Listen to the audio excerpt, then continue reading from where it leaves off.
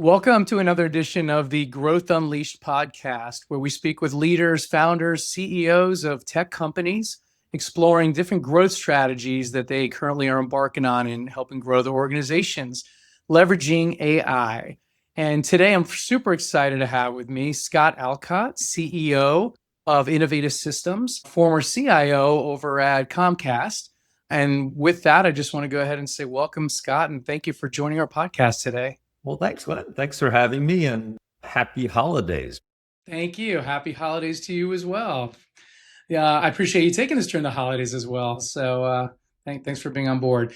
So Scott, why don't we just start with a little bit of your background and what got you to Innovative Systems, as well as what is Innovative Systems for the audience's sake? Terrific. Yeah, I'm 37 years in telecom, so I've earned the gray hair, Glenn. I've had every job you can imagine. I started as a customer service rep and printing brochures for AT&T. And since then, I've dug holes and spliced cable and built cell sites. I've seen every technology that's run through the industry. So I started with long distance telephones and worked my way up to low Earth orbit satellites and everything in between. So I'm a career telecom guy, and I've had technical, operational, commercial roles, and I've had them around the world. I ran the national phone company of Belgium. I've helped Telesat in Canada with their satellite constellation. And I've been with AT&T, and some of your watchers may remember Ameritech, the Baby Bell companies I've been with. So I've been around a long time. And you mentioned Comcast, where I ran all the systems and technical infrastructure for that very large and largest provider of broadband in America. So I've been around and done it for quite some time. Innovative Systems. I should tell you, it's a mission that's a passion. And I think I want to tell you who we serve, Glenn, first, why it's important and exactly what we do. So many people watching us probably do get their internet service from one of those big names, a Comcast or a Charter, the cable companies, or a telecom company like AT&T or Verizon. Increasingly from T-Mobile, people are getting broadband from wireless even. But Glenn, there's about tens of millions, almost 40 million Americans that either are not connected or are underconnected for things like what we're doing. Having video conferencing, the ability to get education or work or essential services. There's a gap for many rural Americans. And there's about 2,500 small broadband service providers doing what those big guys do for the small communities in America. Sometimes they're just little communities with 1,000 people, and sometimes they're far out of reach of major metro networks. And so those broadband service providers that are connecting rural America are constructing networks deep into rural territory to try to help those 40 million Americans. And we really felt it, Glenn, during COVID. When people couldn't go to work and couldn't go to school, those Americans were really on that other side of the digital divide. And so that's who we serve and why it's important. What does Innovative Systems do? Well, essentially, we provide software that makes a broadband fiber optic provider have their services work. And so if you're a customer of one of those companies and you want to choose a gigabit of speed or 500 megabit, my systems allow you to choose that and to bill you correctly. But most importantly, it controls the technical network. It sets all of the parameters, it monitors it, it makes sure that trouble and incidences are seen and that workers can get out to customers' home and install or fix or repair services. We kind of end to end provide the software that makes it work. From the moment you decide to build a network, we have maps that tell you where you can put fiber and how to connect, all the way down to when a customer is getting billed or changing or moving their services. Our software supports it. And that's what we do. And we think it's really important because these Americans who are on that other side of the digital divide really do lose employment, education, and basic survival capabilities. And so we're really proud of the mission, and it's a wonderful part of my journey in telecommunications. Yeah, that's great. That's great, Scott. And it's interesting you mentioned COVID. I would imagine had an enormous impact, like you stated, because everybody's working from home, and if you don't have internet in a rural area, then how are you going to be able to stay connected and survive? And you mentioned, so there's 25, you said there's 2,500 local broadband providers out there. Is that right? And some of them are cooperatives, meaning communities come together and they're used to it. There's farm communities in Iowa that are cooperatives for farming, farm equipment, and they've managed to do it for, kind of bringing together a broadband company. Some of them are tribal. Some of them are small independent companies, all the way up to kind of, private equity backed, startups that are building networks. It's that entire range. One of the things many of them have in common, Glenn, is that, you think about these cooperatives and community-based folks, they're not telecom experts, right? They don't know the details of how to activate the network necessarily. These are just good humans who've come together, many who have other jobs and roles in their community. And Innovative Systems specializes in supporting those customers. And our software is designed so that it's pre-configured and it's seamless. And it should let a kind of a regular person who doesn't have a PhD in telecommunications manage the entire life cycle of a customer, getting them connected, getting them billed, getting the services and features that they're requesting, but also managing that technical infrastructure. Those cables in the ground connect to various technical servers and try to avoid jargon, but there's lots of boxes in the network that make it all work. And these community members, cooperative and small telcos come together. They need software that can make that accessible and simple to do that complicated job. And we've been around for decades, really laser focused on those broadband service providers that are not experts, but are regular people supporting, rural customer needs. By the way, rural, people may make assumptions in telecom language. Rural can mean New York. It can mean California. It just means not a big town where there's density of networks. And so some of our customers, you can be running miles of fiber to get to a community that has dozens of people. And the economics of that and the operational requirements are very different than if you're supporting a village with 30,000 or 6 million, right? Sure. And so rural isn't necessarily, meaning of geography, but more of a density. And we're just trying to help those communities, often of non-experts, with software that does the trick for them. And I know we're going to talk AI today, but in such a niche, and I think in such a customer profile, AI is going to have outsized importance because we don't necessarily have a deep of experts in these companies with unlimited expert knowledge. And AI can really bridge the gap and make things much more accessible for these things to work, including complex operations. Yeah, that's great.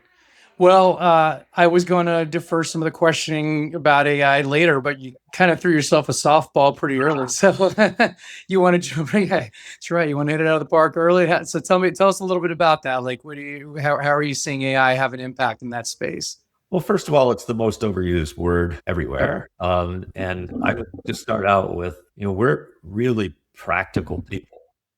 I live in my Jersey. We don't really care if something is technically AI or if it's machine learning or if it's some kind of automation, right? And it turns out that a lot of things being called AI is something in between or borrowing some AI components into other things. We're not purists. We're trying to be focused on making the jobs easy. And I would tell you, we think we've been doing some AI to help our customers for years, and people may not be aware of it. I think it started for us with things people may know as OCR, or optical character recognition. So in our business, vendors send in contracts and customers send in letters and mail, and it can be a lot to process, especially for these small cooperatives and independent companies. And for years, we've had tools that can look at that, digitize it, bring it into the software and tools that we have. So if a rural customer service rep hears from a customer who sent in a letter, they don't have to go to a file cabinet. It's been optical read and it's been stored and it's been uploaded to the system and tied to the account. And that's actually a form of AI, to have the intelligence to recognize the shape and position of those characters. So I go back and say, turns out, we've incorporated these things for many years. And I think that's a lot about kind of, automation and, extracting things, but we've been doing that. Where we live right now, I would say many of the people watching us are probably very aware of things like, Copilot. You've probably heard or used that in some of your just basic Microsoft environments. We're doing things like that too within our software. If you've got a cooperative together and somebody there is trying to figure out, how do I move a customer whose address is starting on this date? I don't remember. They have the ability now, Glenn, to use kind of large language modules, just plain English, typing in texts and within our application saying, now, how do I do that? Getting natural language sort of, here's the steps that you need to do in case you're new or haven't been trained. We have that in context in our software. So where you're in the middle of a transaction, it can pop up, it can prompt, but it can support basic questions on how to. And, the benefit here is productivity gains and avoiding putting a customer on hold while they call for support themselves to figure out how to do things. And I got to tell you, it's huge. Just the comfort of our customers having some kind of knowledge that lets them cut through a lot of documentation and offline materials makes them feel helpful and confident and ready. And sometimes customers on the other end of the phone, it can be really stressful. You're like, look, I just want to, right? And so these little things that are here and now have turned out to be really, really helpful. But we've gone beyond that. And we're kind of proud as a little company. We do some big things, right? And we're allowing for some AI augmented kind of search and analytics. And these are things where I mentioned we've got these systems that know everything about what the subscriber has signed up to, but also what's happening with the wires in the ground. Is there any leakage of data? Our customers who are signed up for 500 megabit redlining their service at night when they're downloading Netflix. We could, in theory, see all of this if we knew exactly where to look. We're using AI now where these service reps can ask big analytical questions like, please look across all of the systems and tell me all of the customers that appear to be straining their internet speed during peak hours at 8 o'clock and get a list right back. Okay. That's great. That's perfect. And so it can cut across, what if they're billing for? What if they signed up for? Everyone who has 500 megabits, who also the technical data says is strained, that kind of 360-degree view across the account and the technical data, and being able to give sort of helpful AI augmented search and analytics is a really big step, Glenn. And I'd say we're kind of living there right now. There's even business intelligence stuff. So an executive could say, what is, kind of the return on investment of a fiber node that we built out? And what are people paying? And what are we getting? And what were the costs of it? And so I would say there's sort of executive business management things that can be brought in, as well as day-to-day kind of client support and operations by looking across all that fabric and getting cogent answers. And we're in early stages of making it visual. And I think right now the AI is more powerful. It's ahead of us, and we're working to make it really a revelation. By the way, that's what we call it. Our core systems are called Elation, and that's our brand name. That's great. About AI as revelation, where you can kind of cut through all that and see really helpful charts and graphs and visualization. And I think, that's what we're working really hard on now, the way that this knowledge is presented to different audiences, which is cool. I guess I'd say, the last step for us, and we're just beginning to kind of stub it out, but it's when AI does stuff, so far I told you we can kind of extract things, the OCR reading, right? And Copilot kind of, hey man, how do I do this? Help me. And we can even get sort of deep analytics. But then the next thing is acting on it. Sure. And, we're looking, to deploy what's known as agentic AI, which is fancy jargon. Or let's take that example where, AI noticed that humans are at 8 o'clock at night over their internet speed and experiencing throttle because they've paid for 500 megabit, but they've got 3 kids doing multiplayer gaming and mom is watching a Netflix, right? No, We actually can have agents, automated ones, notice that. And we could ask AI to take action. So it could generate an email to that household. And it could say, we've noticed. And based upon the reply, AI could upgrade their speed tier in real time and tell the billing module that they've agreed, but there was a promotion and put 20% off, and end to end, just make it work in the network, adjust the billing, communicate with the customer. And so in real digital time, it could actually profit from the stuff that we're doing and turn it into actions. yeah. You know, Great. and there's cool examples where if it sees something we call packet loss, where a fiber cable underground is leaking a little bit, that can turn into a service outage. And an AI agent could say, hey, man, that's a problem that's going to happen, and predict a failure. Mhm. And it could actually schedule a tech and send he or she to the place where the fiber leakage is occurring and tell them to look up who has the skills and schedule that workforce and roll a truck and close it out. So that end-to-end kind of proactive could be managed by an agent until it's closed off without a human even touching it. Yeah. I think that's a great point. I mean, just to overemphasize that last part. So everything you described in that process, which today is handled by a human being, in your agentic scenario, no, there would be no human touching any of that process in that scenario, right? Fully automatic, fully AI based, and running autonomously, correct? Yeah, what I'd like to say about that, though, because that can be scary in several ways, right? We think that AI should, especially in telecommunications, which is highly regulated, mission critical, it triggers 911 services, right? It triggers emergency services. And we talked about, learning and education. What we're telling our customers is we think AI should be policy controlled and they should determine when a human doesn't touch it. Mhm. And there are certain Mhm. flows that should require a human to sign off and let it go. So we can get it right up to that point. And then someone says yes. Yeah. Or it could be an auditable trail. But we don't think AI agents should at broadband speed just run around and do stuff.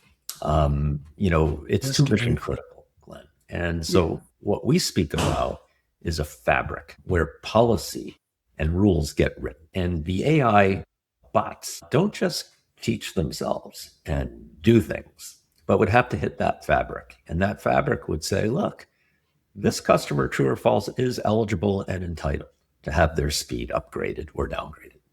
True or false? Or, hey, if you're ever going to, touch someone's modem because you're anticipating a problem, a human has to agree, or it can't happen until 4 a.m. when there's no activity on it because we don't want to interrupt a job interview, right? Mhm. And Mhm.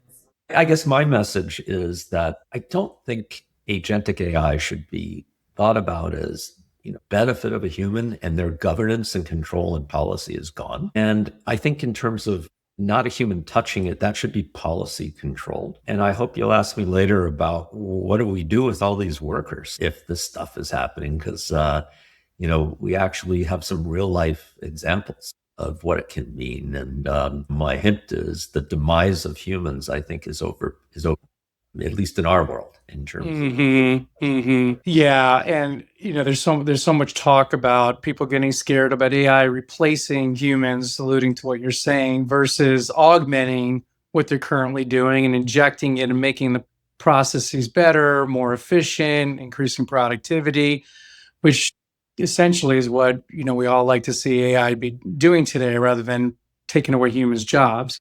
So I guess to your point a second ago, let's hear it. So what's your vision of the worker, your worker of the present slash future as it relates to AI's presence in helping them out with a lot of those tasks? What does your worker look like? 100%. I think the worker is going to shift kind of left in terms of not just being at the back end of a task to do. But I think there's going to be a lot more power in designing a user experience and a lot more power about where to direct tools for automation. And so all of these models need to be trained. And, we think that there's going to be a lot of folks that are shifting from just implementation of instructions. So today, a lot of telecom systems are literally requiring agents to key and to cause the next step and to move things down the line. We think they're going to be much more around what is the experience of that user. This example that I gave of being able to recognize when customers should be uplifted in terms of their service level, their speed, how to do that in an elegant way in terms of what scripts and what communications the AI agents automatically send. I think designing that overall UI, UX, as we call it, the user interface and user experience, we're going to see a lot more. And I think I'm looking at some of our brethren. I'm flying around a lot these days, Glenn, and I've noticed United, to call out one of many airlines, has put a lot of thought into how to capture that, customer that's trying to make a connection and is getting interrupted because of weather. Many people during the holidays experience that. Now we're getting texts that say, don't worry, we know you're not going to make your connection. We're following it. And we may even implement a next flight if you miss it, automatic schedule and get you there. And I mean, it's even telling you when you land how many minutes you got to make it to the next gate. And if that's possible, right? Designing those experiences, and shout out to United who impressed me on that and others as well. But designing that experience still requires expert knowledge about how the telecom operation works, what is required in terms of policy and regulation, and what has to happen in order for a service to be animated. We think the experts are going to be involved with designing that smooth flow and using agentic AI to implement it. So designing smooth experiences is a huge amount of work for folks in the future. And I think having folks who understand policy and what is allowed, not only technically, but from a business standpoint, and making sure that that fabric that I talked about, that the AI agents have to hit, is intended and conscious and safe and auditable and secure for something that delivers mission critical services. I think more of the workers will shift towards careful management of that policy so that automation is working in ways that are safe and secure. So look, in the end, I think workers are going to be moving up the ladder to things they've already mastered, Glenn. These typical customer service reps right now are implementing policy because on the wall, they have methods and procedures, M&Ps written that say, don't allow this, do allow that. They're going to shift towards making sure the automation does that instead of them doing it one at a time. Yeah, that's great. So really it's shifting their roles to a more strategic type of role, right, than what they might be doing today. Absolutely. I also think new services are going to be invented. Mm-hmm. More people see the power of what is possible. I think you're going to see a lot more people in product management and offer development and new service creation because suddenly things that were hard to do at scale are possible. And it's going to unleash about a creativity instead of just implementing and rinsing and repeating what the system allows. I think there's going to be a lot more inventive new services, offers, promotions, and the rest.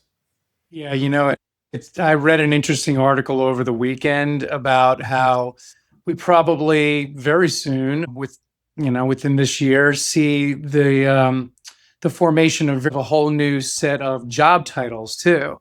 Indeed. That we probably can't anticipate and predict what those are right now, but just whole new roles and whole new job titles within every organization that is adapted to what AI, is enabling them to do.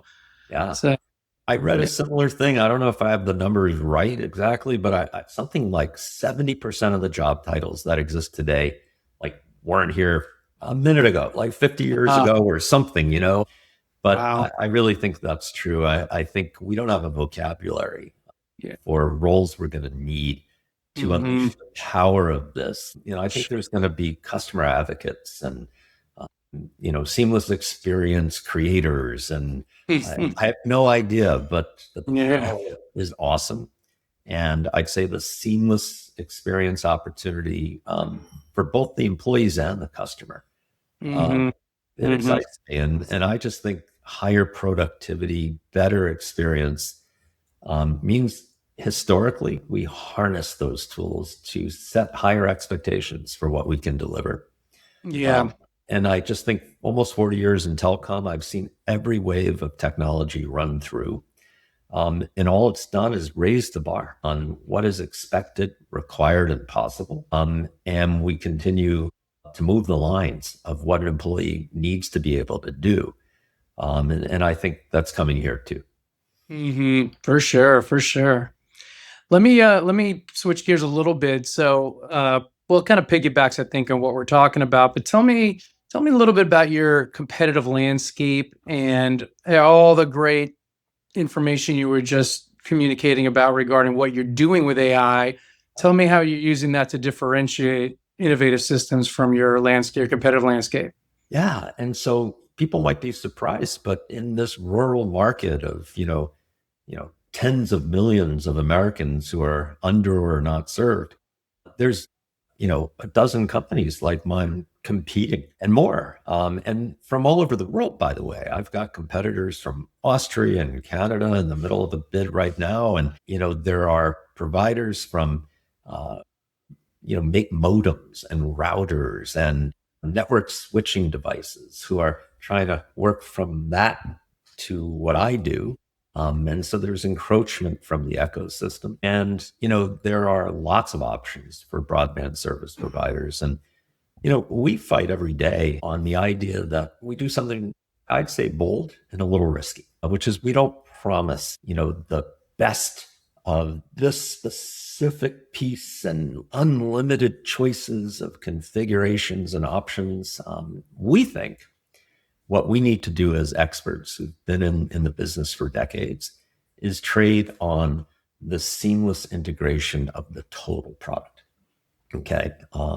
And so rather than offer a menu of 70 choices for what you want to do for this part of the service chain, we actually generally home grow, home code the entire end to end tool to make this business work. And we make sure that it's seamless. And so I think we trade on the system works nicely together. It's a full complement of all you need, and it works well, as opposed to specialized components that non-experts have to stitch together. Mm. When you buy these best in breed components, and in telecom, you could buy hundreds of them for the end to end chain, it puts a high burden on the user because there's different data models and different Sure. directives and sign-ons. And the big guys, the AT&Ts and the Comcast, they can cherry pick this network management tool and that billing tool and that workforce management tool because they have a vast IT team with almost unlimited budgets to stitch it together, who are experts to run it. But Innovative Systems tries to make it simple and work out of the box for people. And so anyway, that's a long-winded way of saying we compete from the best in class, fully comprehensive, all works pre-integrated perspective. And we proudly occupy that position. AI is such a sweet spot for us. And we've been determined already by many of the experts in the industry is out in front. So one of the leading providers of kind of heavy gear in the network, as well as things your customers or our watchers know. We all have modems in the house and Wi-Fi routers. There's a company called Calix that is mainly the provider, along with Adtran and Nokia, to rural broadband. They've recognized Innovative Systems as early and ahead in AI, and it's not an accident. We are amongst the first to deploy what's known as an MCP server. Now, that's basically a place where AI agents can talk to each other and come together and pick up instructions. And I think it was invented like, a November ago, but we've deployed it fully and we've stubbed out our systems so that agents can run through them, microservices that are well defined. And we're kind of AI ready, Glenn. And we've got a whole foundry to be creating AI capabilities and an environment for it. And so we've been recognized as one of the early movers. And the reason is if you're trading on having a best in class, comprehensive, smooth, works well with itself, AI is not only a perfect complement, but it can work. It's really hard to stand up AI in a heterogeneous environment with different data models and different inputs. And I say we've been true to the mission for a long time. We used HI, human intelligence, to make that smooth pathway for our kind of non-expert customers. And it's in a way much more smooth and ready for AI to kind of get into that seamless system, because it's more homogeneous, it's more preconceived and integrated. And so that's why we've already gotten through kind of level 3 of the kind of AI walkthrough I went through, because we're kind of ready. And we absolutely intend to be out in front and compete as an AI-enabled platform that makes it even easier for anyone to plug in our software and operate a broadband network. Yeah, that's great. Well, I'm glad you brought up the Calix recognition. That was definitely something I was going to ask about, because I know you all should be very proud of that innovation award there. How about, so you have 2,500. It sounds like your landscape of opportunity is about 2,500 providers right now. First off, how dynamic does that, for folks who don't know this industry well, I mean, how static or dynamic is that landscape? Are we constantly seeing more and more providers pop up, or is it pretty steady? And then how are you all marketing and selling and getting in front of all the right customers out there? How are you identifying? I'm sure you can identify them pretty easily. It's a fixed number right now, but how do you prospect and basically grow your company by engaging more with new providers as well as maybe expanding with existing ones? Yeah, I think the best thing for innovative systems is our interests are shared with our customers. When our broadband service providers customers grow, it's better for us in terms of how we make money based upon licensing and the rest. And so we do have the situation where the government has been trying to incentivize fiber build out to these rural communities for years. And some of the people watching may have heard of the bipartisan infrastructure bill, but also there's been initiatives for 15 years to make investments as a strategic interest in America to be wired and connected. Okay. And about 85% of that money is still to be spent for construction, Glenn. And so we actually are in a moment of massive building. And in the next 5 years, those networks are going to be expanded, built out, and increasingly more rural customers will attach themselves to the networks that are getting built. And so a big thing for us right now is to help our customers build out more and more networks into more surrounding communities, but also to connect customers into those networks that are already established or still to be built.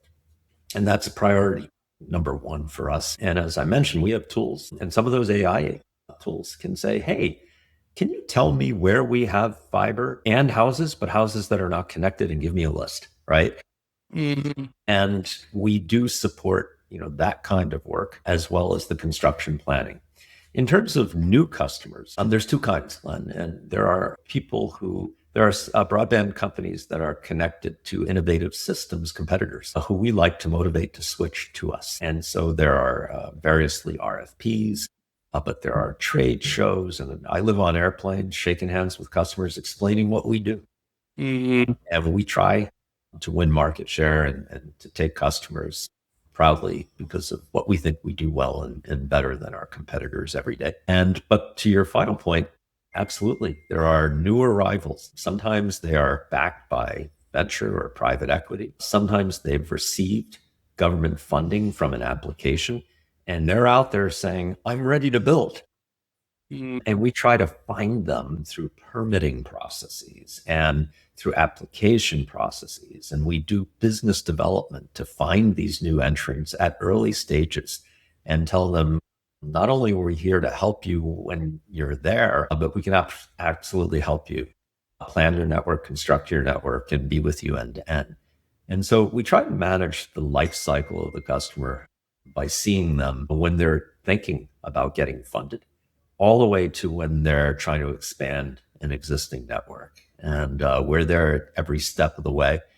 And a lot of it is being known in the industry and getting out there where the customers are at industry trade conventions like the MTCA show, the Calix conventions, and the hundreds of events that they may go to. We also run a lot of webinars and general education and teaching people about industry changes and standards and how AI should work. And we try to have a very high presence so that Innovative Systems brand is well known and people come to us. That's great. That's great. Well, that's really good information, Scott. I really appreciate it all. I have one more final question I always like to ask. If you could wave a magic wand, what would the next 6 to 12 months look like for you and for Innovative Systems as far as any strategic moves or things you want to prioritize and focus on to help Innovative Systems grow? What would that look like? So full disclosure, I'm a long tenured CEO of Innovative Systems. I think I'm on day 92. Yeah, no. And I'm actually out there meeting. It's my goal. I've met 94 customers face to face in 90 days. Basically, a customer a day almost. It's crazy. And I'm on an airplane all next week, hitting Missouri, Iowa, different places. And so the first thing is, it's a community. I want, folks to understand this is, for me, a passion. I'm a telecom nerd, but I think it's really important what we're doing. And it's the last part of telecom in America that's kind of growing. And I do think I tell my kids, you got to be proud of what you do. And I think what we do is important. And so because it's community-based and it's heartland of America and cooperatives, culturally, if I could wave a wand, it ain't about technology. I want to get out there, and I'm bringing with me not executives, not a red carpet visit, but we're getting there and meeting field techs and customer service reps and saying, hey man, what's your life like? How are you using our software? What can we do to make your life better? And so that customer proximity is really needed when they don't have a giant IT department. And so I'm bringing folks out there so we can understand their needs to use AI to automate workflows to make their life better.